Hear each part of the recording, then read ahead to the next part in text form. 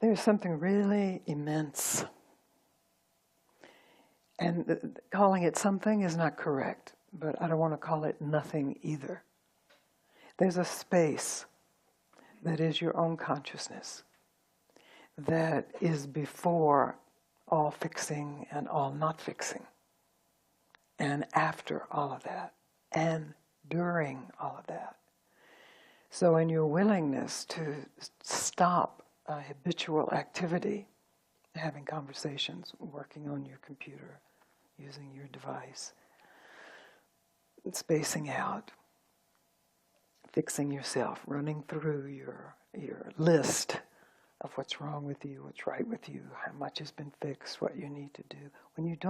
When you're willing to retreat from that, there is an opportunity to really inquire. So I just want to speak a moment about what I mean when I use the word inquire, because it can sound intellectual or abstract. I don't mean it that way at all. So let's don't use inquire. You can really question.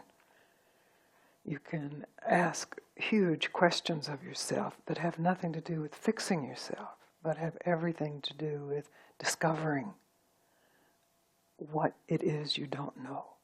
Even if you don't know it.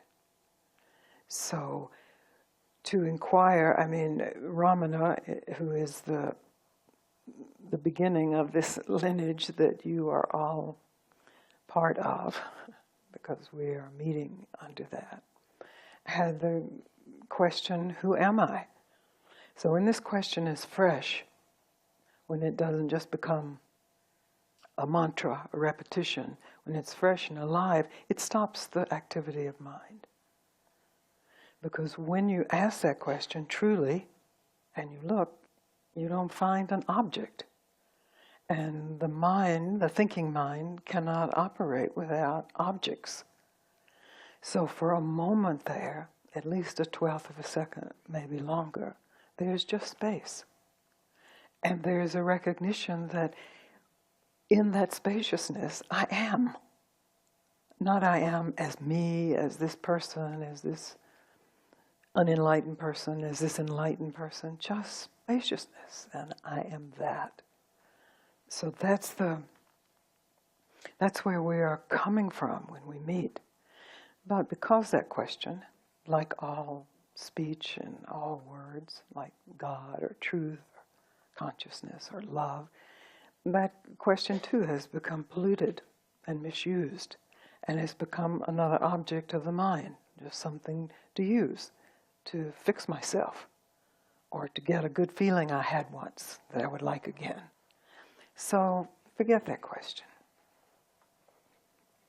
It'll come up when it's time. Don't have any question. Just stop doing what you are doing.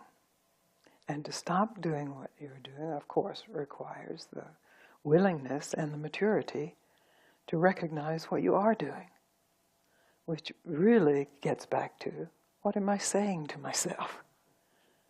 And in this moment, I stop saying that. However legitimate it may be, or profound it may be, just for a moment. It's a leap where you don't have any anchor in your known reality. And of course, Ramana was here to tell us, and Papaji was here to tell us, I'm here to tell you, Carlos told us last night, this is really good news. It doesn't necessarily feel like good news, though. It's scary, because if I'm not who I know myself to be, with whatever my failings or attributes are, then I don't exist. And I don't exist, I'm dead. This is because we know these things. We've learned these things. We see a leaf falls off a tree. It doesn't exist. It dies. We watch it die. And we know, we've seen people die. We know that death is waiting for all of us.